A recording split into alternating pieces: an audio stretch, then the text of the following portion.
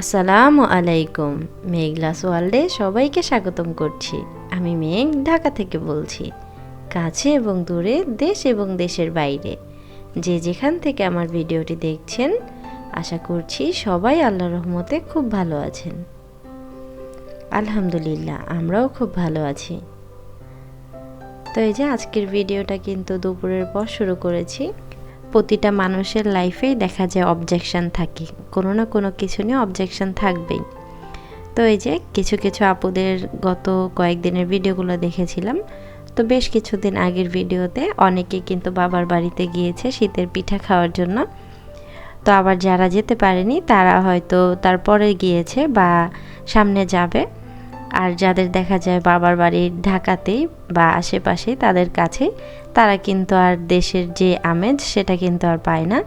যেমন আমি সবার ভিডিওগুলো যখন দেখতাম তো ভাবতাম যে আমার বাবার বাড়ি যদি গ্রামে হতো তাহলে আমিও হয়তো যেতে পারতাম, কিন্তু আমার বাবার বাড়ি তো ঢাকাতেই। আর যাদের বাবার বাড়ি গ্রামে তারা হয়তো ভাবে যে ঢাকাতে হলে ভালো হতো, কাছে হলে তাড়াতাড়ি যেতে পারতো। তো যার যে জিনিসটা নেই সে কিন্তু সেটা নিয়েই আফসোস করবে, আর যার যেটা আছে সে সেটা গায়েও লাগাবে না। তো এই যে তেমনই আমার বাসা থেকে কিন্তু আমার বাবার বাসা মাত্র 30 টাকা রিক্সা ভাড়া। তো এই যে 30 টাকা রিক্সা ভাড়া দিয়ে কিন্তু চলে আসছি। আজকে আমাদের বাসায় ভাপা পিঠা বানাচ্ছিল, তো সকালবেলা ফোন করে বলেছিল যে বাসায় আসতে। তো আমরা দুপুরে খাওয়া দাওয়ার পরে সিয়া আমি চলে আসছি। তো সিয়ার পাপা আমি সিয়া একসাথে বের হয়েছিলাম, তো ওই দিক থেকে সে কাজে চলে গিয়েছে আর আমরা এখানে চলে আসছি। তো এসে কিন্তু আমরা একদম পিঠা রেডি পেয়েছিলাম, তো তখন আবার একটু খেয়ে নিয়েছিলাম।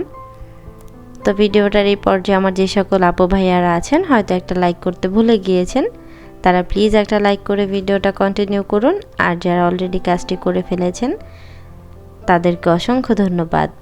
আর যারা আজকেই প্রথম আমার চ্যানেলটি ভিজিট করছেন, যদি আমার ভিডিওর কোনো অংশ আপনাদের কাছে ভালো লেগে যায়, চাইলে আপনারা আমার চ্যানেলটিকে সাবস্ক্রাইব করে নিতে পারেন। আর হ্যাঁ, পাশে থাকা বেল আইকনটা প্রেস করে দিতে পারেন, এতে করে আমি যখন ভিডিও ছাড়বো আপনার কাছে নোটিফিকেশন পৌঁছে যাবে। আর আপনি যদি চান আপনার সময় এবং সুযোগ মতো আপনি সেটা দেখে নিতে পারবেন। তো এই যে ভাপা পিঠা কিন্তু দুই ধরনের ছিল, একটা গুড় দিয়ে মিক্সড করা। তো এই গুড়ের মিক্সড পিঠাটা কিন্তু আমার খুব পছন্দ, আর আমার দাদিরও খুব পছন্দ ছিল। তো এই জন্য কিছু পিঠা আবার আলাদা করে বানিয়েছিল, তো সেগুলো কিন্তু খেয়েছিলাম। কারা কারা এভাবে করে খেতে পছন্দ করেন। তো ভাপা পিঠাটা বানানোর মেন কারণ ছিল সিয়ার, যে আমি গত কিছুদিন আগে গিয়ে বলে আসছিলাম যে খেতে চেয়েছিল। তো তারপর আমার আব্বা বাসায় আসার পর আমার মা আবার বলেছিল, তো তখন আবার সে রেডি করে আমাদেরকে ফোন দিয়েছিল আসার জন্য। তো তাদের নাতনি খেতে চেয়েছে, আবার ওই বাসায় তাদের একটা নাতিও আছে। তো আমার বোনের ছেলে আর ওরা দুইজনই, আমাদের বাসার কোনো বাচ্চা কাচ্চা নেই। তো তারা ভাই বোন দুজন খাবে এই জন্য বানিয়েছিল। তো তারপর কিন্তু আমরা খাওয়া দাওয়া শেষ করে আবার বাসায় চলে আসছি। তো এই যে খাবারের সময় যে চিপস দেখালাম সেটা ওর কিন্তু একটা কারণ আছে। তো এই চিপসগুলো আমার মামা কিনে দিয়েছিল। তো আমরা যতই বড় হয়ে যাই না কেন, দেখা যায় যে আমাদের মামা চাচা তাদের কাছে কিন্তু ছোটই থাকি। তো ছোট সময় যেমন চিপস কিনে দিত, তো অনেক দিন পর দেখেছে, তো তারপর বলতেছিল যে কী খাবি তোরা। তো আমরা বললাম যে কিছু খাবো না, যেহেতু আমরা 3টা বোন ছিলাম ওখানে, আমরা 3 বোনই যেহেতু বড়, ছোটটা দেখা যায় একটু ছোট, তো ওরে বলতেছিল যে কী খাবি। তো আবার বললো কিছু খাবো না। তো তারপরে মামা গিয়ে 4টা চিপস নিয়ে আসছে যে আমরা সবাই খাবো। তো তখন সিয়ার হাতে দেওয়াতে আমি আবার বললাম যে ও তো চিপস খায় না। তারপর আবার সিয়াকে বললো যে নানা কি খাবা, ও আবার কিছু বলেনি। তো এই যে চিপসটা খাচ্ছিলাম আর একটু ক্যামেরা বন্দি করে নিয়েছিলাম। দেখা যায় সব সময় তো সব কিছু থাকে না, হয়তো আগামী এই দিনটা নাও পেতে পারি, তো এই জন্য একটু ভিডিও করে রেখেছিলাম। তারপর কিন্তু এই যে বাসায় চলে এসেছি। বাসায় এসে সবজি কেটে নিয়েছি, যেহেতু রাতে রান্না করতে হবে। তো খাওয়া দাওয়া করে যেহেতু চলে গিয়েছিলাম আর তো রান্না বান্না হয়নি, তো বাসায় আসার পর আবার একটু রান্না করে নিচ্ছিলাম।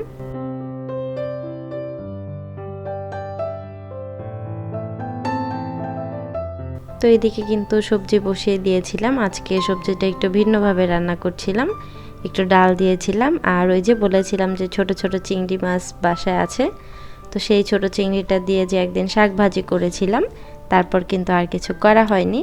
তো আজকে আবার ভাবলাম যে ছোট চিংড়িগুলো খাওয়া হয় না এমনিতে, তো ভাবলাম যে তরকারিতে, মানে তরকারি তো আর খাওয়া যায় না, তো সবজিতে দিলে যদি একটু খাওয়া যায়, তারপর একটু সবজিতে দিয়েছিলাম, বেশ ভালো লেগেছিল।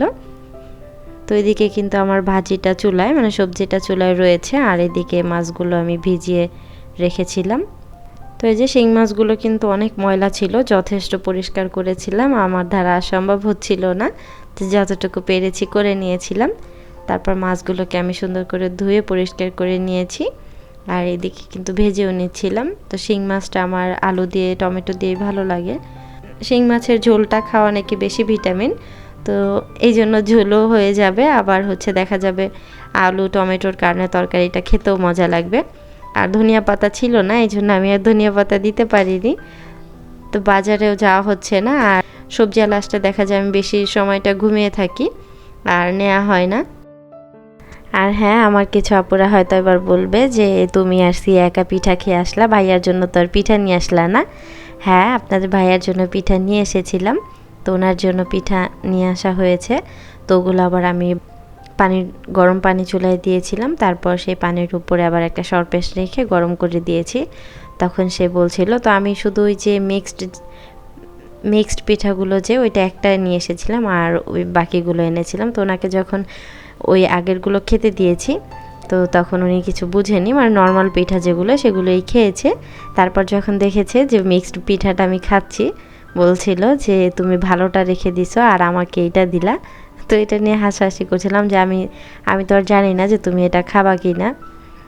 তো এই যে কথা বলতে বলতে কিন্তু আমার রান্নাও প্রায় শেষ হয়ে গিয়েছে। এদিকে সবজির বাটিতে করে অল্প একটু নিয়ে এসেছিলাম, দেখা যায় এরা বাপ বেটি বেশি খেতে চায় না, এই জন্য আর সবটা নিয়ে আসিনি। আর ওইদিকে কিন্তু শিং মাছ দিয়ে আলু আর টমেটোর ঝোল করেছিলাম।